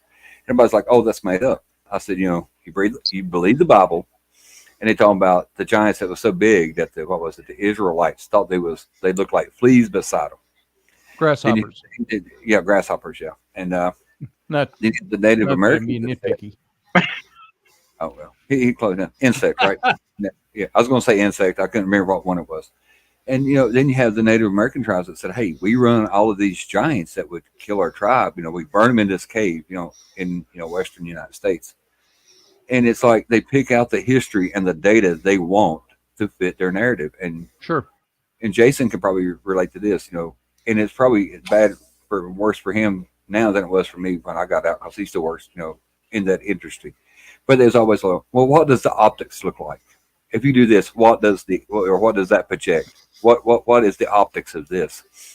And I want to know when we got so weak, through evolution, that you worry about what people think. Did the people think, oh, this looks bad during the plague? No, they just wanted dead bodies out of their street. And is that, that was kind of the topic of what I was talking about tonight, is that really an evolutionary thing? Where did that evolve from? Is that a behavior that comes from genetics, or is that a behavior that's developed through location? If I could just jump in and say, Scotty, I don't think we actually know. And yeah, I think you're right. Where thinking originated from, or the thinking process, or what mind is, we have no idea what it is. I think you're spot on there, Niall. And I think it had something to do with self-awareness at some stage in our past and our surroundings. It also had something to do with family, as we saw in the cave paintings, etc., and in the way that family was representative, which in turn leads to an idea of love and companionship and togetherness. But like there never has been a theory of love, for example, or a theory of falling in love, or it's just one of those things that happens. So I think it's one of those great mysteries that's kind of tied into it's associated with evolution, and psychologists spend. That's why I was very curious as to the subject matter tonight, because it's kind of like they're two like magnets that they won't come together. Psychology, or the study of the mind, or human psychology, and the way we think and the way we operate, and what drives us. And evolution, they may be totally, they may be mutually exclusive. And I don't think that one person, culturally, of course, depending on how you're brought up, you can think a certain way. Well, that's the nature versus cultural. Nurture. That's the nature versus nurture. But yeah. Yes, but that's within cultural norms. That's within social groups.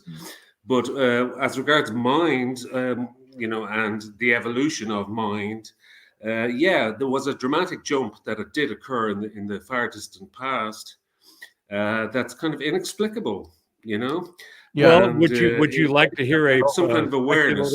Well, here, this is why I theory on brought that? up that show, that documentary, was that all of this, it begs Yeah. the question, what is because this group of non-human people that they discovered didn't act in ways that our scientific evolutionary process said they should have.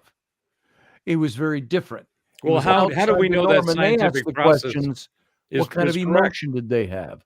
What Right, kind of, did they have a religious aspect to what they did? What was it? Are we seeing the birth of religion in the things they did, of ritual and so on? So yeah. Well, Mhm. that's the problem, is Mhm. that all of the science that we have, in my opinion, has been looking at the wrong things in the wrong places for the wrong reasons. And I'll go ahead and, Niall, since you asked that question about, or make the statement that nobody really knows, I'll throw out a hypothesis. And I think that what's interesting is that both science, religion, the theologies, and philosophies all have components of what I'm going to say. The reason that we don't see any of the missing links, is because there are none. They don't exist. Yeah, they don't. The other hominid species that we found, Cro-Magnon, Neanderthal, Australopithecus, and they keep finding little unknown, I think they're all weird, individual all species. over the world. They're not Right. linked. And Sarah said here, these non-human entities cannot be put against human ideals. Are you speaking, Sarah, of these entities that they encountered in this burial cave?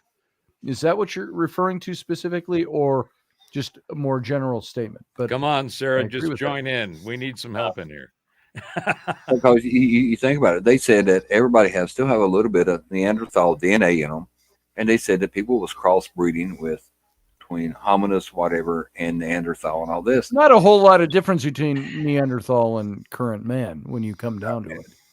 No, but did they just find a bunch of skeletons of people that had big brows and smaller brain different species? caps? I And don't know. that's the thing. We, in our current Homo sapiens, Homo sapiens sapiens, are the unique Homo. branch, He said just like homo. the Cro-Magnons or the Neanderthals were. Okay, but ours is very unique because Homo Beavis. we are the only Gotta say it. we are the only primate species that's, and when you hear about the chromosomes, right, that make up our DNA, our genetic stuff. Well, we have 23 chromosomes. That's why 23andMe is out there. All other primates, chimpanzees, all of the other ones that in that family have 24. 22. No, No, they got 24. I mean, the other way. 24. Sarah, speaking of genetics, she says evolution is driven by mutations or intermixing of genetics. And I would have to ask the question, maybe it's a banal question, but isn't mutation always a not very good thing? When we say, that's my Uncle Joe over there, he's mutated from human into what he is now. And he's like, that's the potatoes. Well, and the it's like Ninja mutation is usually a bad thing, isn't it? I think I said that to someone last night, actually. Yeah. Bob over there, yes, The Ninja Turtles would have a different view on that. yeah. I live in a small town, you know. But just to finish my aren't thought you there. mutated from that guy over there? I'm sure, yeah. Well, Sarah says not always. There can be improvements. Can mutations then? Is that the right word to use for it? No, Is an improvement a mutation? it's a transformation. Transformation? I don't know. About genetic Maybe it's just modification. semantics at Think some about point. But, think about GMOs. What are GMOs? Genetically modified, right. right? So they've taken, and here's the thing: is that we cannot. There's all of the neurobiology and all of the different sciences that are focused on biology, on the genome. Okay, they have never found a way to insert anything into a gene sequence. They can alter them and they can remove them, but they can't add them. Now, you asked, I hope, why do we have, what's 20, why 23? Why an odd number? And what's magic about that? Is it the ability to have a consciousness and habit and animate our being? Boom, there's your challenge, Professor. Oh, she's Not not. true. I'm not answering unless she comes on. But, Hey, but hey, Sarah, By the is way, is that not true? Is that about inserting genes into sequences versus removing? I thought they had the cyber knife now that they could go in and manipulate. That's called CRISPR. CRISPR, yeah. I mean, they're inserting genes from different varieties of plants to make things like corn be, Roundup resistant. That comes from plants where they found that there's specific traits, and they're taking those snippets and inserting them into the sequence. Yeah, what they're doing is amino acid or protein modification. They're not inserting into anything. So the CRISPR is a slicer and dicer and only removes. Okay. But my point is this: why do we? It's clear when the Human Genome Project. Come on and argue that point, field guy. By the way, I want to see somebody take the song I am the model of a modern major general and put in genetics and genetics and all of that stuff into it. I am the model of a modern major general. I'm the model of a modern major general. And so, the Pirates of Penzance. Oh, the missing link thing. I think the reason there's not a missing link, the Sumerians. Oh, the Sumerians covered this. They said we took our DNA and mixed with like the local hominids. Did you say the Sumerians discovered it? Or it was like the Anunnaki. The Anunnaki or the Elohim. According to myth, yes. Yeah, but who says it's myth? It's can you prove that they existed in that respect? I think they're myth only because we don't have. There is archaeology, anthropology, or sciences. We don't have a scientific proof. Well, if only they hadn't burned the Library of Alexandria. Yes, probably. Somebody burned down the Library of Alexandria because they didn't want us to have the ancient knowledge of the Anunnaki. There is so much. There we go. If only all those bones didn't get lost in the Smithsonian Institute for some That's reason. right. Yeah, exactly. We might know a bit more. And remember, gentlemen, those are Amelia Earhart's bones. That's not. You've got the wrong set of bones. Field guy. Such inappropriate language. When they ejaculated in the primordial ooze, they missed a bit. Oops. Okay. There you go. That's Dr. Field Guy is bringing new theories to life. Remember that when you're using the scientific method, it is a process. Okay, there are steps and there are loops and there are just standard methodology. Yes. Okay, but remember too that absence of evidence is not evidence of absence. Yes, that's right, Professor. Yes. Acknowledging your point. Because just we don't have it. There's facepalm to Field Guy's input. And it's not just a facepalm, Sarah. It's a Picard facepalm. He said, "Look it up." Field Guy says, "Look it up." Gives a whole new meaning to the word Big Bang. Field Guy's giving you the typical answer that you hear on the internet. I'm not going to tell you. If you're not smart enough to know, you go look it up on Google. Yeah. So there you go. Thank you, Field Guy. Well, and just to wrap up my little thing for Niall, I was going to try to give a hypothesis, a supposition, a speculation, I thought an you were imaginative definition from my own perspective. If all these things that I said are true, which they are, you can go look them up. We're missing the second chromosome. It's number 2 that's missing in our genome. Is it missing, or did we never have it? Well, it's not there. Why it's not there, I don't know. And they don't either. Nobody knows. But there is a clear genetic marker difference, a signature that we are different from every other animal that we are similar to, particularly the apes, the chimpanzees, and all of that. So here's what I think. And then Michael brought up the Anunnaki and the 7 tablets of creation, which is known as the Enuma Elish. And I highly recommend you take a look at it because basically wake up your wife at 2 a.m, guys, and read it to her like I did. Oh yeah. Oh, honey, you got to hear this. You will get more than you bargained for. Don't do that, guys. Don't do that. Don't. So in those stories, they say that without a cup and a football helmet. our cosmic cousins, this space alien race, came and genetically modified us. And that's how we became who we are now in this current form. The tablets and are you saying this as an empirical fact, or are you saying this is what people say? No, I started off. Now you got to listen, Scotty, because I was real clear about this. I said, I get lost sometimes. Here is a narrative. supposition, speculation, and wild imaginative idea that I think this is why there is no evolution on us. There is no missing link. And all of the stories we've been told are bullshit, because we are clearly engineered. we are so unique from the rest of the species that there is no other explanation than that it was done on purpose. There was intent to create who we are. And by the way, let me insert one comment here. I would agree with you on that. I just have to insert one comment. Field guy, I just got to say, it wasn't the DeLorean that made time travel work. It was the flux capacitor. Okay, well, and the plutonium that he got from the Lebanese, was it? Whoever those guys were, that shot him. Yeah. So and lest we forget, just like on Gilligan's Island, it was the professor that made it work. Damn straight. Oh, Jesus.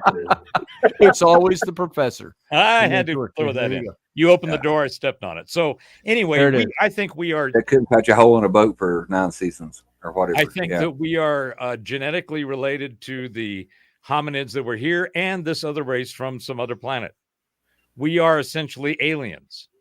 We are the things that we are afraid of, that someone else is, saying that you got to be careful of these, these aliens and the UFOs and UAPs and the EIEIOs.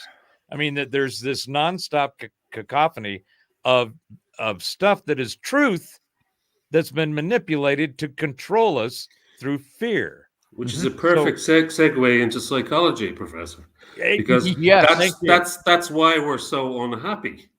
That's exactly my point. So I thought that was because it was my mom. I'm unhappy because of my mom. That's and neurotic. Later, we'll talk about the mother. Is because we don't know what we are. We don't completely understand, and we can't deal with our thought processes. We can't deal with how we feel about the world around us. We get depressed, we get miserable, we get anxious, we're unsure, we look for answers outside of ourselves, we're not comfortable in our own skin. I absolutely 100% agree that there was an intervention there, but it was not an intervention that fully completed us. It was an intervention that actually introduced something, but didn't have to have an aftercare program, Right. Well, and it's pure speculation, because I could go off of that and say, is that why maybe we developed the need for religion, for gods of various kinds? No, I don't think we developed an theology of why this thing happened. No, we didn't develop a need. It was given to us by those that made us. Yeah. They packaged us up and gave us this whole. So we need a god? No, that's not. It's actually not what the translations, what the original words are. God is nowhere in the scriptural text. Names are, and how those names were assigned and what they actually meant is part of the occultation and the subversion of the language. Yahweh was Elyon. He was a general who started with not a god, with Enlil and Elil. All of those, they were not gods. There was no God, because the term God and that concept was given to us by them because they realized it was the easiest way to control us. We didn't have the development of language and all of the insights and all of the things that we've evolved in our own psychology and minds over the last 100,000+ years. We were a creation that was made to go do the work and the bidding of these space crews. See, then I would tack right onto that and say, how do we know that? So, We don't. But you're we have saying more. that, We like- have more we have more data about it being that way, that it can be Sure. interrogated, than we do about some dude sitting on a cloud with long hair playing a harp. So you're saying that, like, I never saw harp playing in there the was- Bible, by the way. So there was a That's a man's spacefaring race of beings. We could call them space jockeys, engineers, if you will, that influence. This is sounding a lot like something Ridley Scott put together, but I can't. yeah. I can't. If you think about it, the DNA manipulation. They said he took a rib from Adam and made Eve. That sounds like the whole CRISPR type deal. You know, DNA manipulation. I took. Yeah, it does. You know, you take this DNA stuff over here and you make something else, and that's what they're doing now. And there's a lot of things that you read, and when it goes together, it kind of meshes up. And it's almost like somebody has plagiarized all of these old stories. Michael, if you read the Enuma Elish, the first tablet, the Epic of Creation, and then you turn around and read Genesis. Oh yeah. You'll not only see Genesis, but you'll see a whole bunch more detail. Oh sure. A whole bunch more detail. And you can look at the two and you can go, well, hell, Genesis seems to be a summary of this one. And this one, the original, the Enuma Elish, is 1,500 years before Moses even existed to supposedly write these books. Well, I have often contended, and in my own books have contended, that Moses simply, and I don't think it was as nefarious as calling it plagiarism. But Moses pretty much plagiarized the writings of the Anunnaki, when you look at the ancient mythos, the Akkadians, Babylonians, the Sumerians, and then you look at the Rig Veda and the Mahabharata, the ancient Hindu texts, and then you look at the ancient Shinto texts from Japan, and then you look at the Tao Te Ching and the I Ching. I mean, there are stories, in fact, of those other non-monotheistic belief systems, Hinduism, Buddhism, Jainism, Shinto, Tao. None of them have a personality at the top. There is no entity known as God. Only in the monotheistic, particularly the Abrahamic religions, Judaism, Christianity, and Islam, those are the only ones that have somebody at the top with a personality. And they're the ones that are in the most conflict, causing the most crap. Because you don't see Hindus creating protests and going out and doing climate change and LGBT, EIEIO, and all these other things that these religious systems, which have then gone to the psychology now, have driven the political systems and created the psychology from those constructs. Yeah, I agree, and it's an also an interesting thought that if we were interfered with, for want of a better word, at some stage, what was the purpose? Was it for us to just get on with things on our own and they'd keep an eye on us, or did they interfere with us and just disappear off and that's the end of that? Now you have to figure it out by yourselves, which I suspect it's the latter, because we haven't done a great job of figuring it out for ourselves. It's actually there's a whole lot of text about this, and the summary is this: they came here, they created us to do their bidding. We are essentially worker bees for them.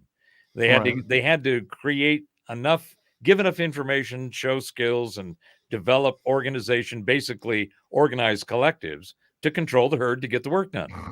Well, they had their own shit. They had their own shit going on. Yeah, but eventually they left. That's what I'm getting to. That's what I'm getting to. So we're out of here. Yeah, and that's you look at the biblical writings of Moses. You look at the Garden of Eden story and compare it to the creation under the Anunnaki. And the stories are so incredibly similar, Yet, like you said, Professor, there's that 1,500-year gap in there. Well, 1,487, but who's counting? But there's that gap in there, depending on where you date Moses to and his writing. But what did you have? And I've talked about this 100 times on this show, but in quick, you had in the Anunnaki story, they created primate man and to do their bidding, to dig their trenches, to till their ground, to mine their resources. Yep. And it was that man, and you find it in the tale of Atrahasis, that went to his god Enki and pled for help to free them from the gods. Enki descends, and he comes up out of the underground sea, the Abzu, and he helps deliver man from the bondage of the gods. And for this, his brother god, well, really the leader god, Enlil, condemns Enki and Ea and his followers to the subterranean caverns of the earth to dwell forever. Then you go to the Edenic story, and what do you have? You have God creating humans to do his work in the garden for him, not as slave labor like you had in the Anunnaki story, but a slight twist that God put men in the garden and asked men to till the ground and keep it for him. But you shouldn't go to that middle tree and eat, and we know the whole story there. And so there were so many similarities. And then when man, what did man do? Or woman, if you want, ate the forbidden fruit, gave it to the man. And because the man did that, there's the fall and all of this. You've got that whole story.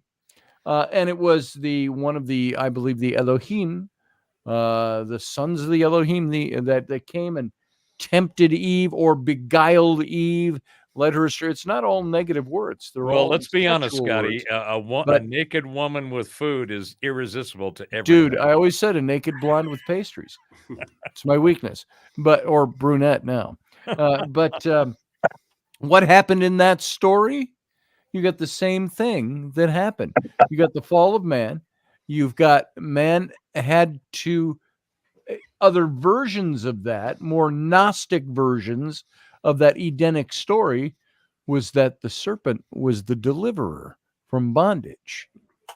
And I said that once to somebody in ministry. Oh, man, you're lost, they said. You're glorifying Satan. I said, Satan wasn't there in the garden story. It was attributed to Satan 1,000 years later. They called him Satan. And so here's the story that we have from the Anunnaki to the Genesis story. They're really the same story told in different ways, and different connotations to the story. Yeah, Who's the evil one? It's like what are Scotty? What are the common characteristics in both at the beginning of them? They start with whether it was God or the Anunnaki, we were created. Yes. Who was it? Yeah, which one was it? But who came first? What story came first? The Anunnaki. It was the rooster. Oh, that's the chicken and egg joke. I'm sorry. Yeah. It depends who had the photocopier first. Was it a photocopy of a photocopy of a photocopy of a photocopy? Right. Yeah. But I know you don't want to go on for ages. But I just want to mention the whole AI thing just briefly, guys. I'm actually quite excited by the AI revolution and evolution, if I could use that term. Doesn't bother me at all.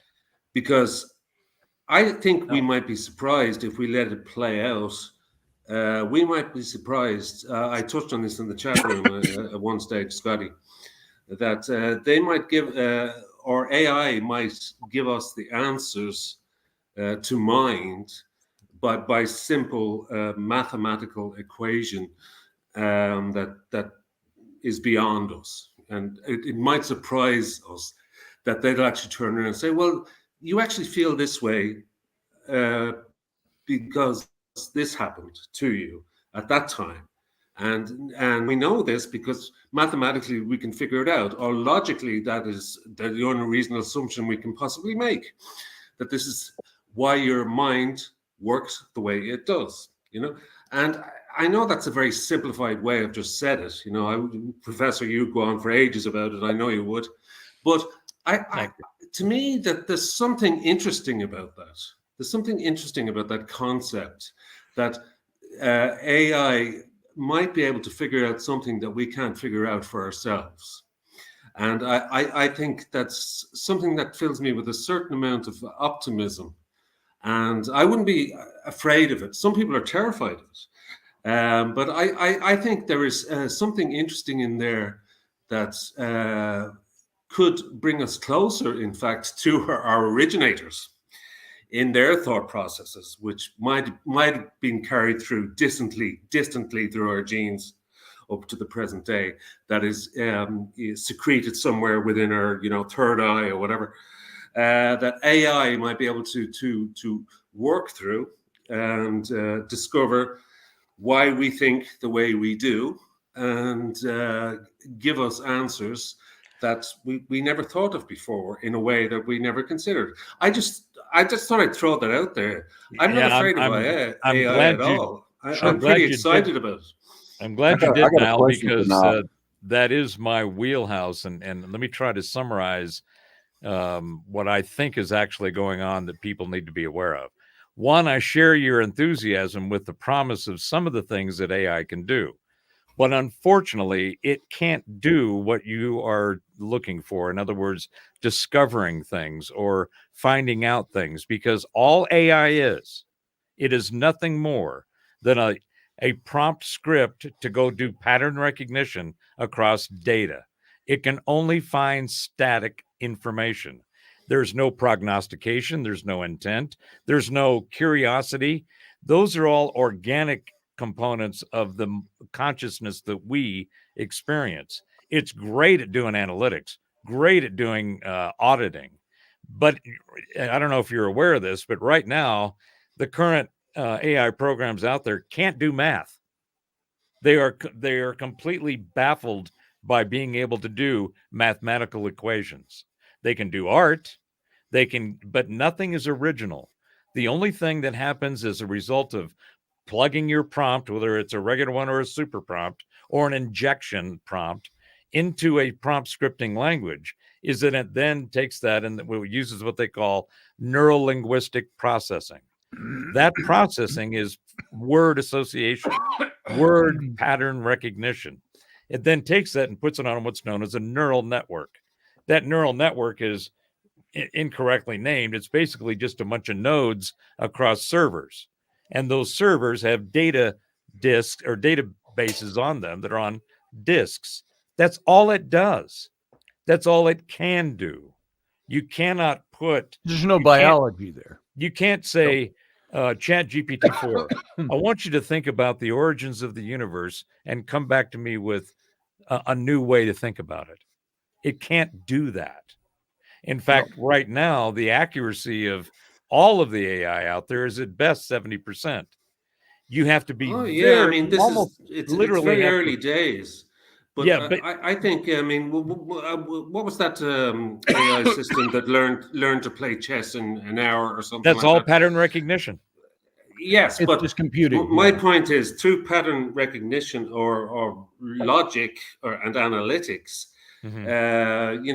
some things may slot into place that we hadn't considered through that process. As it develops. I understand where you're coming from, Professor. I'm not an expert on this at all. Well, the thing is that it's a machine. In consciousness and the ability to do abstract analytics, abstract thinking, imagination, curiosity, having intent, having will, all of those require an organic system to function in. Perhaps. Oh, there's data. Nothing. He was pretty badass. You can't. Here. Well, let's illustrate that by John Senecal asked a question: does the word mistranslated to mean garden mean guarded enclosure? Yes. He asked that, and just like AI versus biological versus mechanical, you've got this with linguistics. We can ascribe a feeling to something. we think it means this, we think it means that, or it sounds like this, or it sounds And it's all like individual. that. But when you go to the language, linguistics, the mechanics of it, the Hebrew noun gan means garden, and it's first used in Genesis for the Garden of Eden. The Lord God planted a garden, a gan, G-A-N in English. The prophet Jeremiah harkens back to the image of a lush and peaceful garden to describe the future, or gan, he uses that word again, to describe the future restoration of Israel, is seen in Jeremiah. He talks about the goodness and the will of the Lord over the grain and the wine and the oil, and all of this like a watered garden, or gan, and they shall never languish again. And there's another type of garden described in the Hebrew Bible. It's the royal garden, a symbol of luxury and power. And So the with the story Scotty, of the King point Ahab's desire for the vineyard of Naboth was a desire for gardens. And then you have a vegetable garden, listening about the same word, gan. And because it's near my house, I will give you a better vineyard for it, and blah, blah, blah. And then some to be associated with their garden, even after death, is when Manasseh dies, he's buried in the garden, the gan, of his house, in the garden of Uzzah, the son of Ammon. And there's so many different ways to look at it, but there is an emotional way to look at it, and then there is an actual meaning of the word. In the Septuagint, which was written in the 400s, it was the Greek version of the Old Testament, the Hebrew Old Testament translated at the Library of Alexandria by the 72 Jewish rabbis. And the Greek word paradisios was, and you can already tell what that word is in English, paradisios. It was used to translate both the Hebrew word paradis, which was their word for paradise, and also gan, meaning garden. And it's from this usage that the use of paradise is used to refer to the Garden of Eden as a paradise. It's gan, and it's pardis, and it's een, or den, and you got your Eden out of that. So, And, Scotty, all of those examples you just went Yeah. through are variables and aspects and attributes that, unless it's available to the prompt script, yes, it's not going to it find couldn't that. come up with it. If it's Yeah. not, and that's what they call You the go into large AI language- and try to use it to create a piece Well- of an illustration. Yeah, And you if you put in criteria that it does not recognize, yeah, the six-fingered thing, yeah, and everything. Sometimes when I've made those and I've used it, I say I want a man holding a can of beer, and he's got to have only 5 fingers. You got to put that in. well, all of Yeah, those but aspects. it's that's getting my there. point. You know, it's getting there. I remember recently they're introducing music. Oh, have you heard it? Yeah, and did you see crap. the video? Yeah, of course As it's a crap. musician, But it's also very interesting. It's all distorted and kind of back to front, and all the beats are all over the place, and there's no rhythm, and it's very creepy, And they're trying to duplicate music videos for particular genres, and it all sounds very. But you can see some kind of function beginning to form, but it's just all over the place. It's like a primordial ooze. But it's trying its best to kind of figure it all out, And see, I got a question for now. You was talking about And it's the coming of AI, and they said AI when it gets together, and me and the professors had this discussion. It leads to like immortality. If you could merge yourself with the AI to carry your essence or your soul, fathers who digital whatever, ones and zeros. Would you consider, pairing yourself or marrying yourself to an AI system to go into transhumanism? I think it would be something that would interest me very, very much. And but that's too complex a I would question actually for be 1110. 1111. yeah, as of probably right too now. complex, but it is something that would interest me. I and for many reasons. I don't know about you guys, but I have client work in the morning quite early. And so I've got to call this show. As fun as this conversation is, we're past time. It's 11:11 for you time prompt people. Make of that what you will. But we got to get out of here. I should say one thing, Scotty. And I'd say one thing before we get off of here, and be sure to cut the professor off before me. No. Look, man, with all of your prompts and all of your stuff, it's all fun and games until Skynet becomes self-aware. There it goes. Skynet and I'm glad that you led with that for my close, and that's this. That's right. Don't forget about sentience, forget about awareness, forget about robots taking over. It can't happen, and it's based on physics. Okay. There's someone watching this right now that said, "Hold my beer." Yeah. You can't take a cyborg saying, "Hold you my can't beer." take the chemistry that you start with Hold physics. my oil can. You have chemistry, and then you have biology. Okay. You can, and only in things that are living, that are organic, do we see anything that resembles any level or degree of intelligence that we see. For now, you can't put that into a machine. There you go. And as Field Guy just said, on to Professor's channel. So we'll pick up where we're leaving off. Pearson, welcome to the show. We're ending now, but welcome anyway. Glad you made it in. Glad to hear you're doing okay over there. And as far as everybody else, thank you for sticking around. It's been a fun conversation. Pass it on to your friends. Oh, we lost. I was going to say goodnight to Niall. Yep. He either his internet connection died. Come on back in, Niall, so I can say goodnight and send you off properly. If you can't make it back in, goodnight. Thanks for being here, Niall. Come back, Niall. Yes. And Michael, thank you for being here, brother. Oh, I was going to tell somebody asked what the dog's name was. His name is Poseidon. I forgot. I meant to tell that a while ago. Cool. Yeah. Right on. Good night, Poseidon. See you, Michael. And Jason, good to see you, brother. As always. Glad you're here. As always. Hey, Jason, you still haven't tagged me on Facebook, so. Oh God, have I not? Sorry. Please do that so I can drag you onto a show and watch your ears melt. Sounds good, Pearson. He says good night, and I'll try to catch you all on the next stream. Friday is the next stream. Friday. Of course, as we've all come to learn with this show lately, that don't mean shit that we got another show coming up. It all depends on how my day goes. And so we'll see if we make it here Friday. We're scheduled for Friday, so we'll see if it all works. Jason, good night, brother. I'll got to talk to you soon. I got logo stuff for you. Oh, and we'll talk. All right. See you later. Professor, good to have you as always. As always, love your input. Well, thank you, and for the opportunity to take my put and put it in. There it is.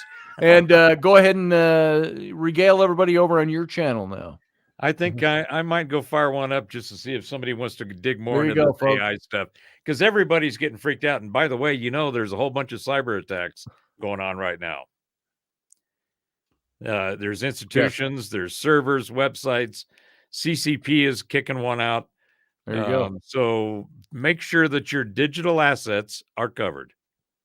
That's it. Cover your digital assets. And one last question. Did you and Wendy get hitched? What's with the Robertson? Oh, is that still up? That was from our show. She went as Wendy Roberts and I went as Scott Robertson. Here. We'll just do this. We'll fix it now. I didn't even notice that was up there. There you go. All right, my friend. Well, thanks. Have a great evening, Professor. and we'll see you soon. See you later. Talk soon. All right, everybody else, thank you for being here. Thanks for giving me your time. Thanks for being part of this show. One of these days, if we ever really grow, we'll have a show that's consistent. Right now, we went from 5 shows a week, Monday, Tuesday, Wednesday, Thursday, Friday, plus Sunday, to 3 shows a week, plus Sunday. And those 3 shows a week are sometimes in jeopardy of making it to 3 nights every week. So thank you for sticking it out and being here. Help us grow. We'll overcome that little hitch. This show will be my only profession, and the only thing I do to keep the lights on at home. So if we can do that, guess what? This show will be going every day again. So all of you, thanks for being here. Thanks for being part of this. Thanks for being part of my life. Love you all. Live long and prosper and shalom.